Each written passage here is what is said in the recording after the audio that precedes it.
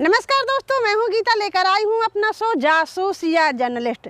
दोस्तों, हमारा समाज चाहे कितना भी शिक्षित और जागरूक हो जाए, लेकिन उनके अंदर का लोभ और लालच हमेशा जीवित रहता है। हमेशा लड़कियों को दहेज के लिए प्रताड़ित किया जाता है। इतना ही नहीं, उन्हें मौत के घाट भी उतार दिया जाता है। तो इस बार के शो में मैं एक ऐसा ही मामला लेकर आई हूँ जो चित्रकूट जिले के मऊ ब्लॉक अंतर्गत आने वाले चंदई गाँव का है।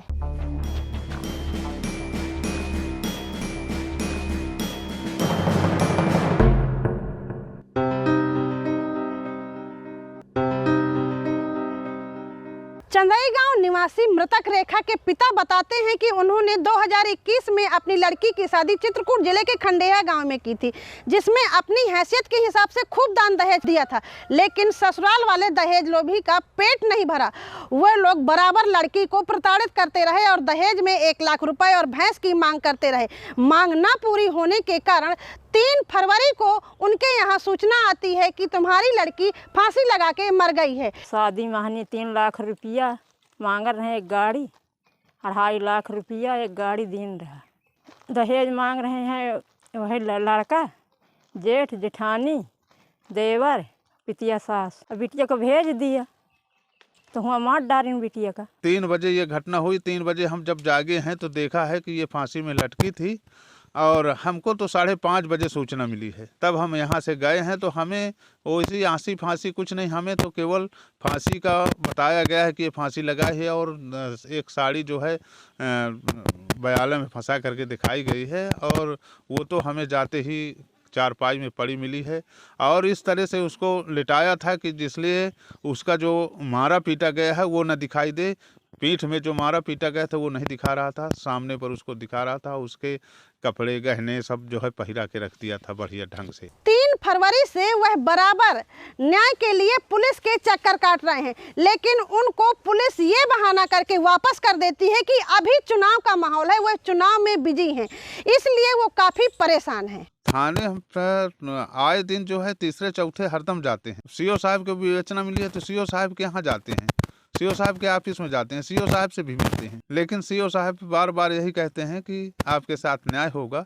अभी हम चुनाव में फंसे हैं और चुनाव में टाइम नहीं मिल रहा है, हमारे पास फोर्स भी नहीं है पकड़ने के लिए। मृतक के पिता ने ये भी बताया कि जब वो लड़की का अंतिम संस्कार करवा के और थाने पहुंचे FIR दर्ज करवाने के लिए एप्लीकेशन देने, तो उनकी एक नहीं सुनी गई। इसके बाद वो वहां से बाहर आए और मीडिया से मिले और इस बात को काफ़ी उछाला।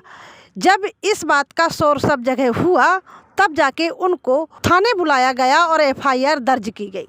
और एक आदमी को पकड़ने के बाद आज 10-12 दिन बीत गए, आज तक किसी दूसरे को गिरफ्तार नहीं किया। कवरेज के दौरान जासूसी में मृतक रेखा के पिता ने ये भी बताया कि ससुराल वाले बराबर उनको धमकियां दे रहे हैं कि जिस तरह से उनकी लड़की को मार दिया गया है उसी तरह से पिता को भी मार दिया जाएगा, तब जाके जेल जाएंगे, क्योंकि उन्होंने कार्रवाई की है। 14 तारीख को एक एप्लीकेशन और सीओ साहब को द्वारा मुझे जो है लोगों के द्वारा धमकी मिली है कि आप अगर लड़की को मार दी है आपको भी मार देंगे, तभी जेल जाएंगे। ये भी एप्लीकेशन मैं सीओ साहब को दे आया हूँ, लेकिन उसके बावजूद भी अभी तक कोई गिरफ्तारी नहीं हुई है।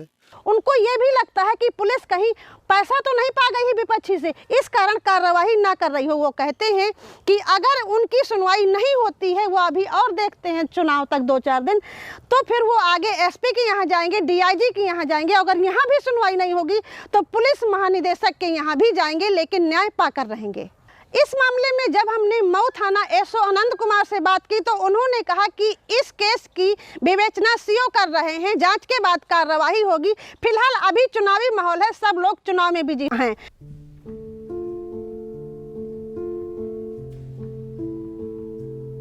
वहीं दूसरी तरफ अगर मैं बात करूं तो ये एक सवाल भी खड़ा होता है कि जिस तरह का चुनावी माहौल गरमाया हुआ है, सभी नेता महिला सुरक्षा की बात करते हैं, महिलाओं के हक की बात करते हैं, महिलाओं का वोट बटोरने के लिए उनके हित में आगे आने की कोशिश करते हैं। वहीं दूसरी तरफ जो हमारी वर्तमान सरकार है वो भी बड़े बड़े वादे करती है। उनका तो खैर नारा ही है बेटी बचाओ बेटी पढ़ाओ, लेकिन कितना बेटियां बच पा रही हैं ये आप खुद देख सकते हैं। अब देखते हैं कि इस चुनाव के बाद क्या होता है। तो ये थी मेरी आज की जासूसी भरी कहानी। अगली बार फिर मिलूंगी किसी नए मुद्दे के साथ। तब तक के लिए दीजिए इजाजत। नमस्कार। खबर लहरिया, आपकी खबर आपकी भाषा।